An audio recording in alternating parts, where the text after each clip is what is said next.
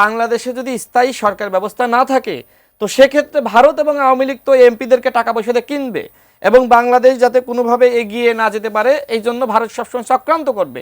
তো ভারত এবং আওয়ামী লীগের এই ষড়যন্ত্র কিভাবে মোকাবেলা করবে, তাই না?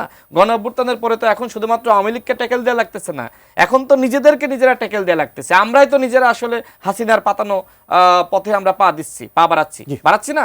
এবং আপনি আরো দেখেন, ভাইয়ের কয়েকটি কথার আমি উত্তর দিই। নির্বাচন আমাদের উপর চাপিয়ে দেওয়া হচ্ছে, তাহলে কি এনসিপি নির্বাচন চায় না? জনাব সার্জিস যেটি বলেছিল যে জনগণ চাই ডক্টর মোহাম্মদ ইউনূস তিনি 5 বছর ক্ষমতায় থাকুক। এখন এনসিপির এক ধরনের চাওয়া ছিল যদি 5 বছর অন্তর্বর্তীকালীন সরকার ক্ষমতায় থাকে তো সেক্ষেত্রে এনসিপি তাদেরকে দল হিসেবে ভালোভাবে গুছিয়ে নিতে পারবে।